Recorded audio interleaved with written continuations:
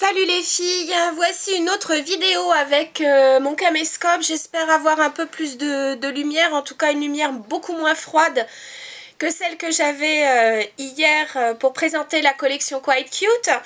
Donc écoutez, aujourd'hui un maquillage extrêmement discret parce que tout simplement là je pars à la campagne. Donc, a priori, on n'est pas maquillé dans ce genre de contexte, mais bon, je me suis dit, allez, je fais un effort. Mon teint est extrêmement simple parce que j'ai mis donc de la bébé crème Herborian, et puis par-dessus, ce qu'ils appellent une crème teintée, mais celle-ci n'est pas vraiment, c'est chez Smashbox, j'ai pris Luminous. Luminous, c'est une crème qu'on met par-dessus... effectivement, soit une crème teintée, soit son soin tout simplement, et ça apporte beaucoup de luminosité, et c'est vrai que je trouve que ça fait un teint très frais. En plus, il y a un indice de protection, donc je trouve que c'est bien avec ce soleil printanier. Voilà. Donc, pour me préparer, j'ai pris un paint pot. Celui-là, c'est Rubinesque. Donc, Rubinesque a plutôt une petite tendance aux pêches dorées, je dirais. Donc, comme ça va être un maquillage très simple, je vais faire les deux yeux, parce que vous allez voir, c'est censé aller très vite. Voilà.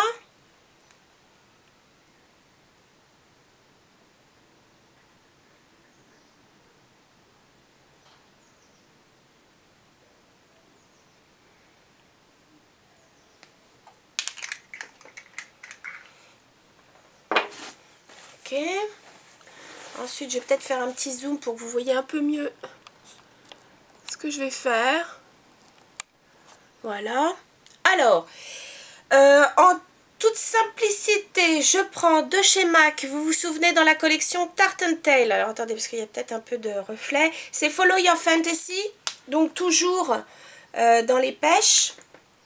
Et alors, je vais prendre le pinceau Galeries Lafayette. C'était le 62, donc celui que j'avais pris, le XL.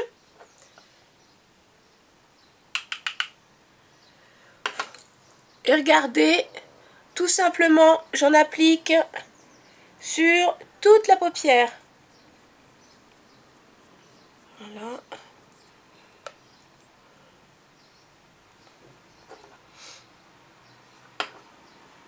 Voyez?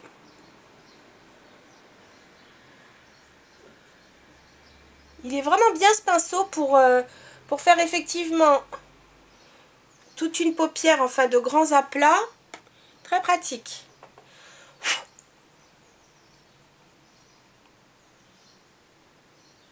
Voilà. Je vais essuyer mon pinceau. Et je vais prendre une couleur neutre de chez MAC.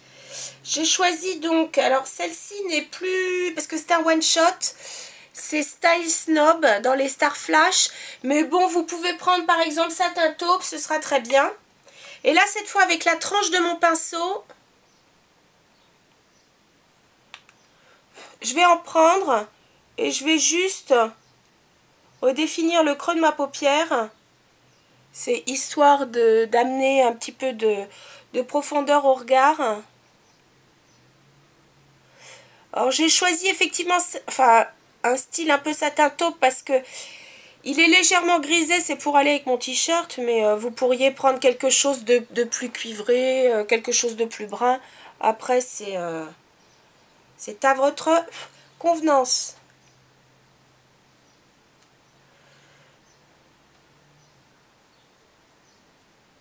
Oups, c'est mon pinceau qui... J'ai mon ventre qui parle, j'ai faim.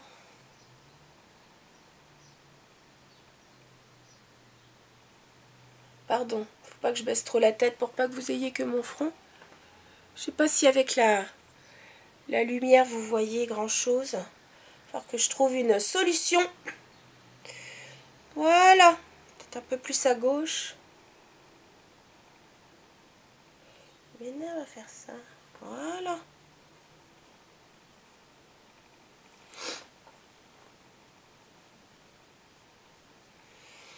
Ensuite, Ensuite, du mascara. Le Lash Gasp, hein, je vous ai dit que je le finissais, donc...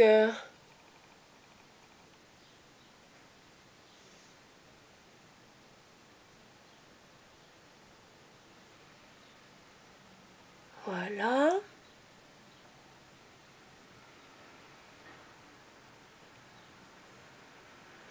Alors en même temps, avec cette vidéo, je vais répondre à une question que m'a posée Ingrid. Elle se plaignait d'avoir acheté un mascara de marque qui avait séché très très rapidement. Alors le mascara, dans son ensemble, c'est vrai que le mascara a une durée de vie qui est quand même beaucoup plus courte qu'une poudre ou même un rouge à lèvres. Sauf que pour le faire durer quand même un peu plus longtemps, il y a des petites astuces que je vais partager avec vous. Parce que moi, je vous dis très sincèrement, avec tous les mascaras que j'utilise, fort heureusement qu'ils n'ont pas une durée de vie de 3 à 6 mois, parce que sinon je serais malheureuse. Et je serais obligée que de m'en servir un à la fois, ce qui est loin d'être mon cas. Puisque moi, mes mascaras, je les utilise en fonction de l'effet que je souhaite. Donc automatiquement... si je veux du naturel, je prends tel mascara. Si je veux un effet plus fossile, je prends... Enfin bref. Donc heureusement qu'il ne dure pas 3 mois parce que sinon, ça me coûterait très cher. Alors, déjà, le mascara... Attendez, je refais un petit... Voilà, ce sera plus sympa. Donc, un mascara, quand on l'utilise, quand on va chercher le produit, c'est juste une fois. On en met, j'en ai besoin,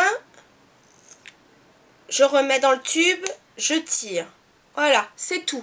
Pas de trucs comme ça, parce que plus vous sortirez et re-rentrerez la brosse dans le mascara, vous allez faire donc un appel d'air. L'air va rentrer dans le tube et sécher le produit, tout simplement. Ensuite, c'est vrai que le mascara, quand on l'achète, quand il est neuf, quelquefois il y en a un peu trop. Donc, pour bien l'utiliser, de temps en temps, il est nécessaire, avec un Kleenex tout simplement, eh ben, écoutez, c'est de passer la brosse dans le Kleenex pour enlever vraiment le maximum. Et ensuite... on remet donc sa brosse et on s'en sert. Bon, ça c'est bien pour les premières fois où ça charge, où la brosse est peut-être un peu trop chargée à notre goût. Voilà, mais surtout jamais rentrer, sortir la brosse comme ça dans le tube du mascara parce que sinon on sèche le produit. Toujours bien penser à le fermer. Quelquefois ça peut arriver, donc si la brosse est trop chargée, on ne fait pas attention. On en met donc sur, il y en a beaucoup là, sur comment dire, sur la tige de la brosse, et puis il y en a à l'entrée du tube. Bon, moi ce qui n'est pas mon cas, parce que j'y fais attention, c'est pareil. Pensez à nettoyer la tige de la brosse, pensez à nettoyer de temps en temps l'embout de votre tube, comme ça il reste propre, il n'y a pas d'amas de mascara qui fait que le mascara se ferme pas bien. Et voilà, moi mes mascaras, je les tiens bien plus de 3 à 6 mois, j'ai pas de soucis. Surtout par exemple j'utilise beaucoup moins souvent des couleurs comme le vert ou le bleu, donc automatiquement s'il devait avoir une durée de vie d'à peine 6 mois parce que ça sèche, effectivement ça me coûterait cher. C'est pas le cas, moi je garde mes mascaras beaucoup plus longtemps. Donc voilà, j'espère t'avoir rendu service Ingrid. Alors attention, tu me demandais s'il y avait une façon de le diluer, je te dis stop. Surtout pas d'eau, pas de lait démaquillant ou de lait, enfin ce que tu veux. Surtout pas de produit à mettre dans son mascara. Parce que le problème c'est que si on mettait de l'eau ou toute autre substance dans le mascara, ça va complètement modifier sa formule. D'abord tu risques de faire tu peux avoir un risque d'allergie. Et en plus de ça, vraiment la formule du mascara ne sera plus du tout la même. Donc si ça se trouve, tu vas avoir du mascara qui va couler parce que ça tiendra plus. Puis je te dis, il y a des risques d'allergie. Donc ça, pas de diluant. Donc écoute, si vraiment il est sec, bah, je suis désolée, ça t'oblige à le jeter. T'en rachètes un nouveau. Mais donc pour info, jamais, jamais surtout, Rentrer, sortir la brosse de son mascara, ça c'est une question clé. Ça n'apporte rien, ça n'enlève pas plus, ça enlève pas plus. Le mieux, c'est tout simplement une fois, à la limite, essorer juste le bout de la brosse. On met son mascara et si tu trouves ta brosse trop chargée, un petit coup de Kleenex, c'est aussi simple. Voilà, donc ça c'était pour le mascara. J'en ai bien mis sur les deux yeux, oui, parfait. Alors, pour les joues, parce que là j'ai rien. Bah, j'ai choisi de me mettre le Chanel, le Joue Contraste Espiègle. Je ne vous l'ai pas encore montré parce qu'il est nouveau. Bah écoutez, il est légèrement rose pêche. Bon, je ne sais pas si vous le voyez. Il est joli comme tout, c'est très frais.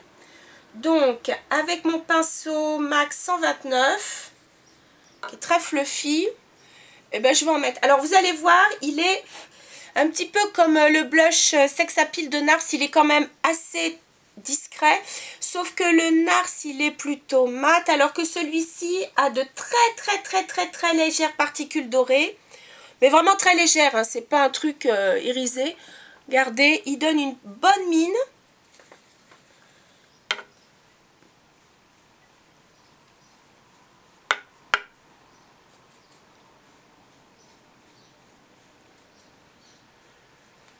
Voilà. J'espère que j'en ai mis comme il faut des deux côtés. Oui, à peu près. Voilà. Et alors, en rouge à lèvres, j'ai pas mis de rouge à lèvres, j'ai pas mis de gloss vraiment. C'est un baume à lèvres teinté de chez Lush. Il s'appelle Premier Baiser. Je sais pas s'il y a plusieurs teintes. En tout cas, moi j'ai pris celui-là. Regardez. Il est, je dirais, rose légèrement orangé. Alors, c'est un baume à la base, donc il a le confort d'un baume, mais il est teinté, vous voyez. Et alors,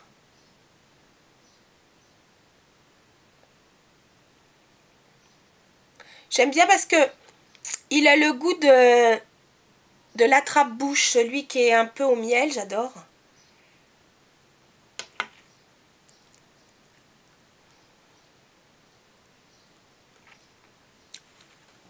Vous voyez, c'est amplement suffisant, ça fait très bouche mordue.